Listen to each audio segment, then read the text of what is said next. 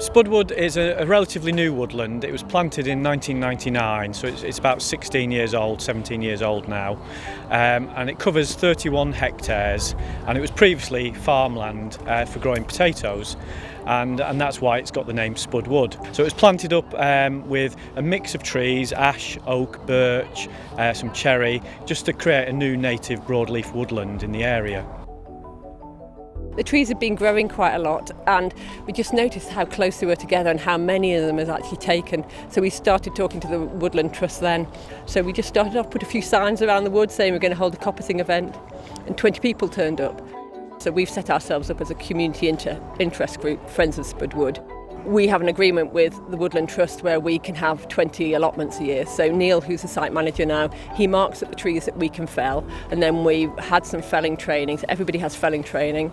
Everybody's done first aid training, and then people can come and work almost on their own. You're not allowed to do lone working, but come and work and fell their trees in their allotment. Most of our challenges when we're felling the trees is just actually getting them down, because the trees are so tightly packed that most of them get hung up. You might have seen some of that. I'm fully retired, my wife is, and Angus, my chum, is. I'm here fundamentally because I've got a wood allotment, which means that the trees that I cut down we can cart home and use for firewood in the house in the wood burner. It makes life very economical at home because we have the wood burner going, and our gas and electricity combined bill is now down under £50 a month. Each allotment here pays £20 a year for their allotment, and because we've got 20 and then there's some people sharing, we raise a reasonable amount of money. It covers our insurance, so we've got a little bit of surplus that we can use to spend on other projects in the wood.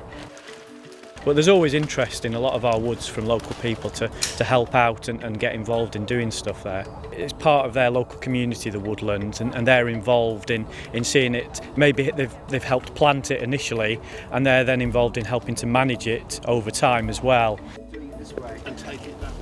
It's really nice being out in the woodland, even in bad weather. It's good fun, good exercise. And you feel as though you are doing something, and we get something back in return. We get the wood, which we can use in our own stoves.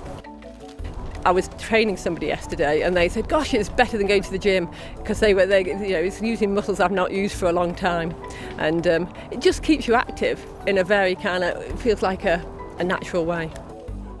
Every time I come along and see the group or work with them, it's just a real, friendly, sociable, enjoyable sort of atmosphere, and it's just great to see, really. There are over 700 communities taking up the challenge of owning and managing their woodland across the UK.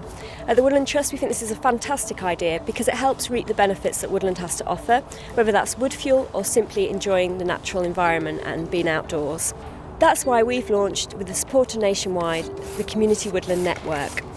This is an online one-stop shop with advice and tools that will help communities to manage their woodland where they live.